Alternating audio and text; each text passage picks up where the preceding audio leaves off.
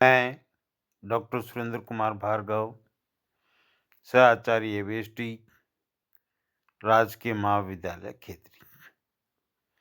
My dear students, आज अपनी चर्चा का जो विषय है वो है अंकेक्षक के दायित्व।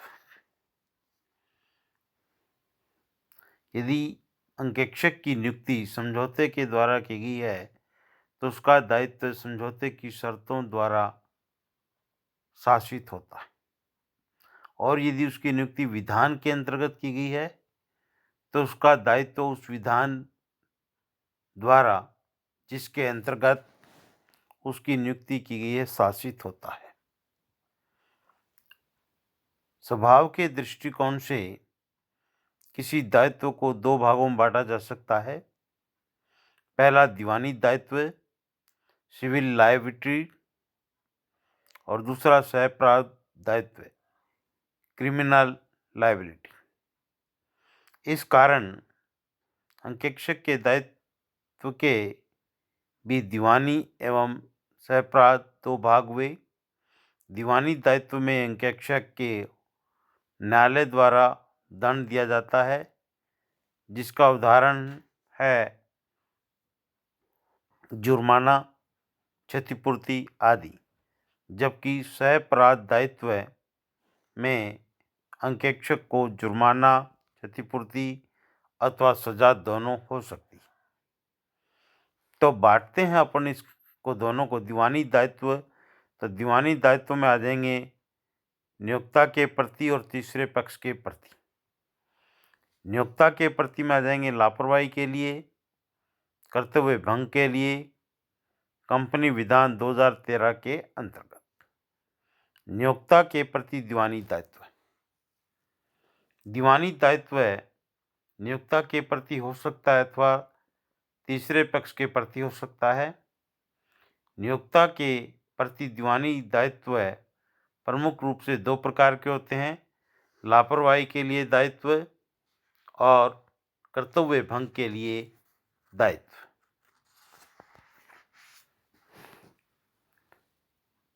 एक कंपनी अंकेक्षक के कंपनी अधिनियम के अंतर्गत भी दीवानी दायित्व दिए गए।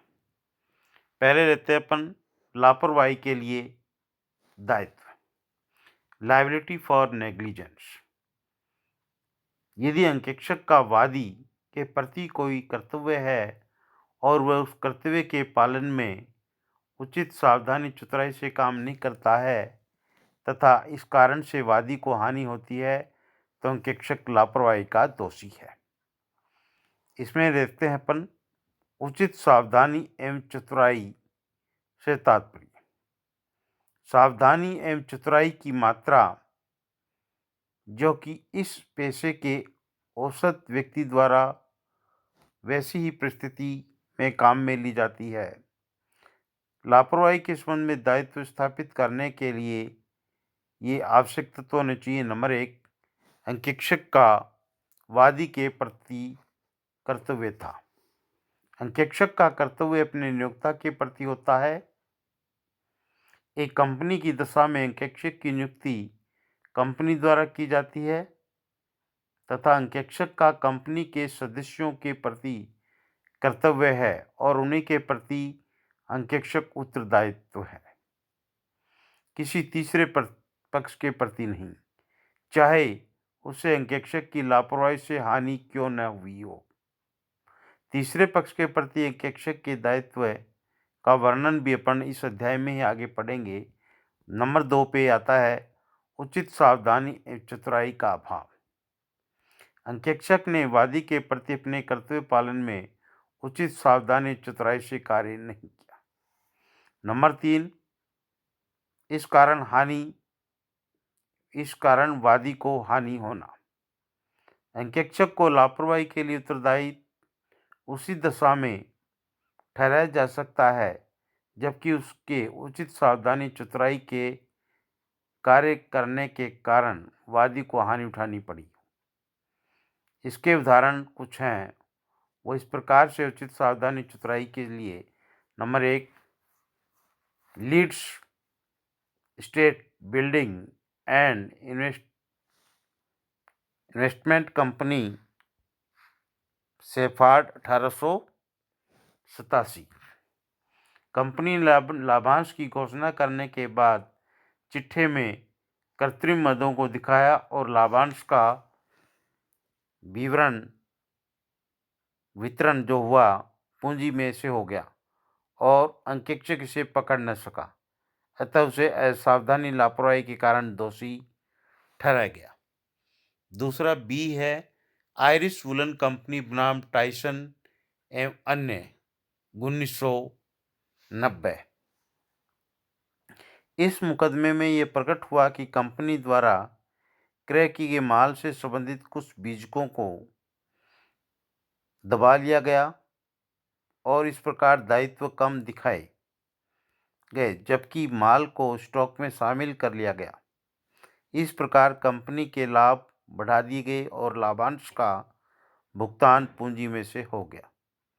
न्यायालय ने निर्णय दिया कि यदि अंकेक्षक सावधानी चतुराई से कार्य करता तो गड़बड़ी का पता चल सकता था, अतः अंकेक्षक को लापरवाही के लिए दोषी ठहराया गया। सी लंदन ऑयल स्टोरेज कंपनी बनाम सीयर हैस्लैक एंड कंपनी। इस मुकदमे में अंकेक्षक को लापरवाही का दोषी इसलिए ठहराया गया कि उसने यह नहीं देखा कि खुदरा रोकड़िए के गले में उतनी रकम है या नहीं जितने की खुदरा रोकड़ पुस्तक के अनुसार होनी चाहिए थी।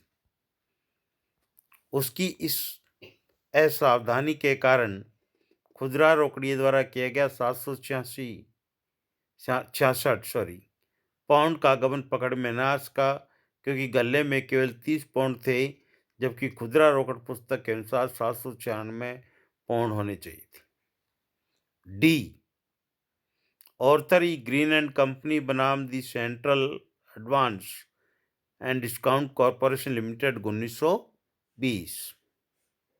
कंपनी के कुछ ऋण अवधि पार हो चुके थे लेकिन उन्हें डूबत ऋण की सूची में शामिल नहीं किया गया था। अंकेक्षक ने उस सूची को स्वीकार कर लिया जो कि कंपनी के प्रबंध संचालक द्वारा तैयार की गई थी, अतः उसे लापरवाही का दोषी ठहराया गया था। जो मैंने उदाहरण बताए हैं, लापरवाही के संबंध में दायित्व निर्धारित करने के लिए आवश्यक तीनों ही तत्व पाए जाते हैं, किंतु कभी कभी इनमें से एक भी तत्व का अभाव हो तो अंकेक्षक को लापरवाही के लिए दोषी नहीं ठहराया जा सकता। फिर अगला 5वां पॉइंट आता है अपना, लापरवाही के अभाव में हानि।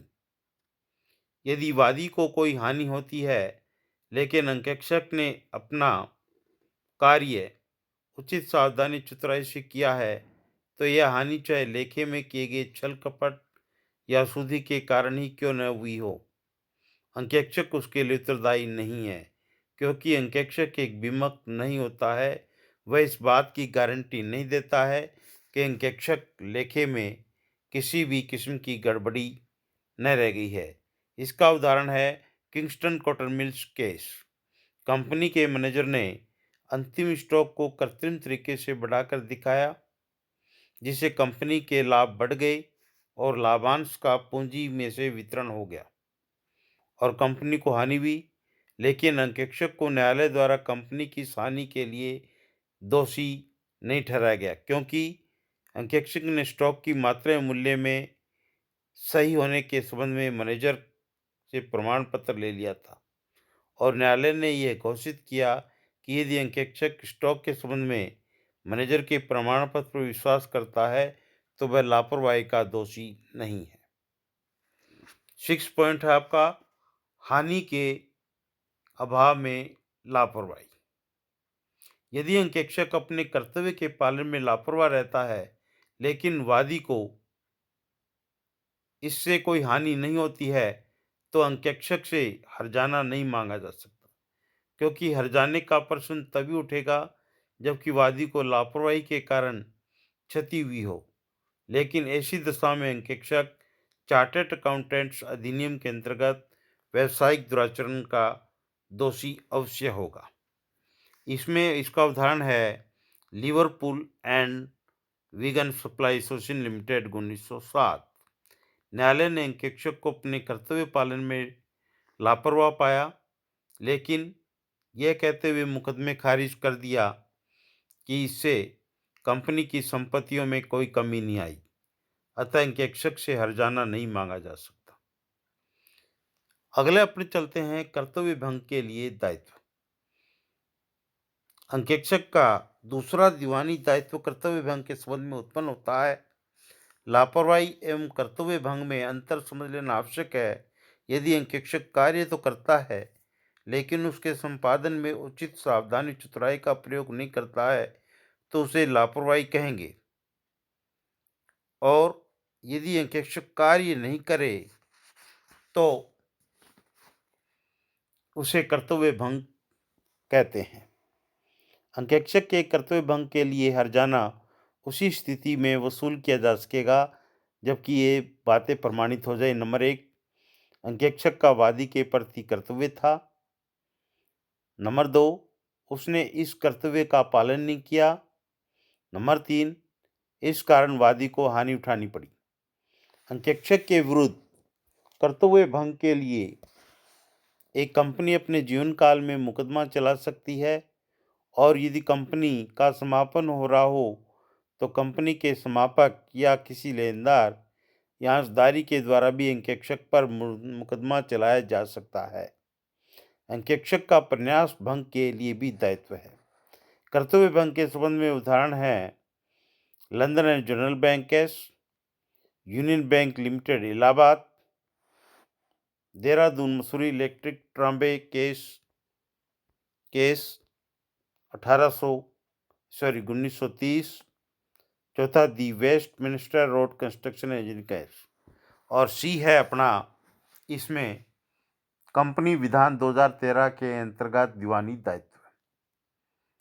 कंपनी अधिनियम 2013 की धारा 35 के अंतर्गत यदि कंपनी द्वारा निर्मित प्रविवरण में एक अकाउंटेंट, जो कि कंपनी का अंकेक्षक भी हो सकता है, के द्वारा विशेषज्ञ की हैसियत से कोई मिथ्या कथन दिया गया है, तो वह उस प्रत्येक व्यक्ति को क्षतिपूर्ति देने के लिए दायी होगा जिसने प्रविवरण पर विश्वास करके कंपनी के अंशों या ऋण पत्रों को खरीदने के लिए आवेदन किया है और उसे उस मिथ्या कथन से हानि हुई है। लेकिन अकाउंटेंट यदि ये बातें प्रमाणित कर दे तो दायी नहीं होगा। प्रविवरण उसकी जानकारी या स्वीकृति के बिना निर्मित किया गया था और उसे पता चला तो उसने ये तथ्य उचित सार्वजनिक नोटिस दे दिया था इस तथ्य का। अगले वीडियो में मैं तीसरे पक्ष के प्रति दीवानी दायित्व लेकर के आपके समक्ष उपस्थित होऊंगा।